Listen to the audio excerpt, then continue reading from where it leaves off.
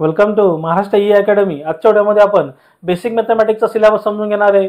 MSBT diploma first year semester 1 चा तो subject आहे बेसिक मॅथमॅटिक्स।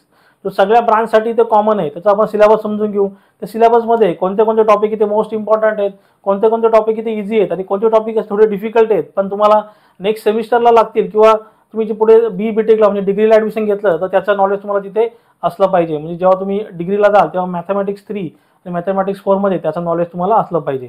हे सगळं डिटेलमध्ये आपण इथे समजून घेऊ। तसेच जे बेसिक मॅथमॅटिक्सचे जेवढे सुद्धा टॉपिक आहे त्याचा स्टडी तुम्ही कसा करू शकता, त्याचा सगळा कंटेंट तुम्हाला कुठे भेटेल हे मी सुद्धा आजच्या व्हिडिओमध्ये तुम्हाला सांगणार आहे। तर व्हिडिओ तुम्ही पूर्ण बघा। सर्वात पहिले आपण सिलेबस समजून घेऊ। MSBT म्हणजे काय, Maharashtra state board technical education Mumbai, त्याचा तो के स्कीमचा सिलेबस चालू आहे। बघा दर एव्हरी 4 to 5 इयर्स तुमचा सिलेबस इथे चेंज होतो। सध्या तो के स्कीमचा सिलेबस चालू आहे।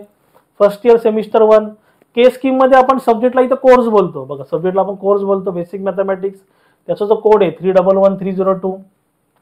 बघा तुमची थेरी मार्क्सची ते 70 मार्क्सची एक्झाम असेल आणि पेपर ड्युरेशन असेल 3 आवर्सचा, म्हणजे तुमचा 70 मार्क्सचा पेपर आणि 3 तासाचा वेळ तुम्हाला असेल। तुमच्या 2 युनिट टेस्ट इथे कंडक्ट केल्या जातील 30-30 मार्क्सच्या, त्याचे ॲव्हरेज इथे घेतला जाईल। त्याचे 100 आउट ऑफ तुम्हाला 40% म्हणजे 100 आउट ऑफ तुम्हाला इथे 40 मार्क पाहिजेत। बघा पासिंगसाठी तुम्हाला इथे 100 आउट ऑफ किती मार्क्स पाहिजेत, 40 मार्क्स पाहिजेत। आता याची पासिंग तुमची कंबाईन आहे।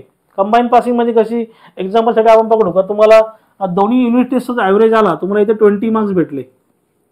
बघा दोन्ही युनिट टेस्टचा तुमचा जो ॲव्हरेज आला, बघा एका युनिट टेस्टमध्ये तुम्हाला 20 भेटले, दुसऱ्या युनिट टेस्टमध्ये 20 भेटले, तो ॲव्हरेज तुमचा आला 30 आउट ऑफ 20।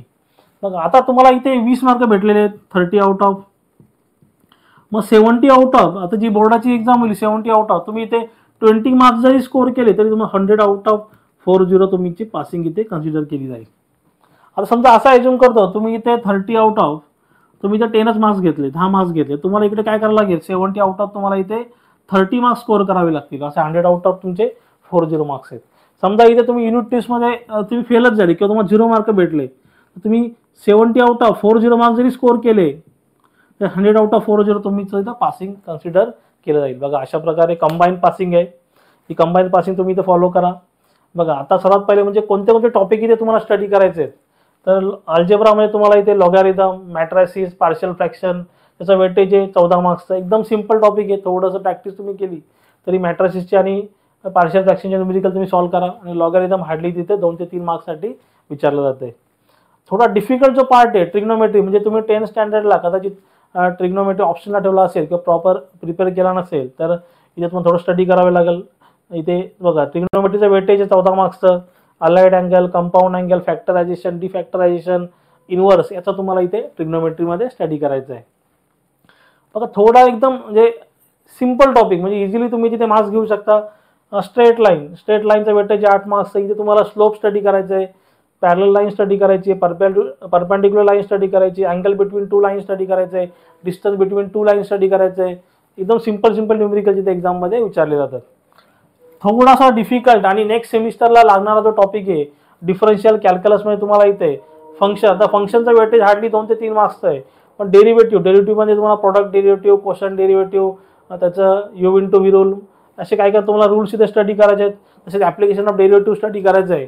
पण ह्या डेरिव्हेटिव्ह टॉपिकचा यूज तुम्हाला पुढे इंटिग्रेशनसाठी होणार आहे, म्हणजे नेक्स्ट सेमिस्टरला इंटिग्रेशनसाठी। आणि जेव्हा तुम्ही डिग्री करण्यासाठी जाल M3 आणि M4 सब्जेक्ट तुम्हाला असेल सेकंड इयरला, तेव्हा तुम्हाला डेरिव्हेटिव्ह आणि इंटिग्रेशन दोघांचं नॉलेज असलं पाहिजे, तरच तुम्ही तिथे मॅथमॅटिक्स 3 आणि मॅथमॅटिक्स 4चा स्टडी तिथे प्रॉपरली करू शकता। बघा जो मोस्ट इझी आणि सिंपल टॉपिक जो आहे इझिली तुम्ही इथे स्कोरी करू शकता। 14 मार्क्सचा वेटेज याला इथे बघा रेंज, बघा स्टॅटिस्टिक्समध्ये range, coefficient of range, mean deviation, standard deviation, variance, एकदम सिंपल टॉपिक आहे। मग आता हे सगळ्या टॉपिकचं तुम्हाला स्टडी करायचं असेल, बघा आपलं जे ॲप्लिकेशन आहे महाराष्ट्र ई अकॅडमी, ते महाराष्ट्र ई अकॅडमीच्या ॲप्लिकेशनमध्ये डाउनलोड केल्यानंतर त्याची लिंक तिथे डिस्क्रिप्शनमध्ये दिलेली आहे। कोर्सेस सेक्शनला तुम्ही गेल्यानंतर पूर्ण बेसिक मॅथमॅटिक्स आणि बेसिक सायन्सचे सगळे व्हिडिओ लेक्चर्स तिथे दिलेले आहेत।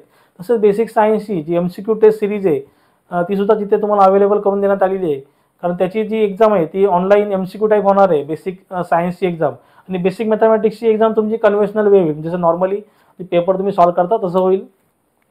बेसिक मॅथमॅटिक्स आणि बेसिक सायन्सचे सगळे व्हिडिओ लेक्चर्स तुम्हाला तिथे ₹21 मध्ये अवेलेबल होती। सिम्पली तुम्हाला ॲप्लिकेशन डाउनलोड करायचं आहे, त्याची लिंक तुम्हाला तिथे डिस्क्रिप्शनमध्ये दिलेली आहे। बघा, अजून तुम्हाला याच्यामध्ये काही डाऊट असेल तुम्ही जरूर मला कमेंटमध्ये विचारू शकता. आणि मी सांगितलेलं समजलं असेल तर चॅनलला लाईक शेअर सबस्क्राईब करा. साईडला जे बेल आयकॉन बटन आहे ते प्रेस करा, म्हणजे माझ्या पुढच्या येणाऱ्या व्हिडिओची नोटिफिकेशन तुम्हाला सर्वात पहिले भेटेल. थँक्यू.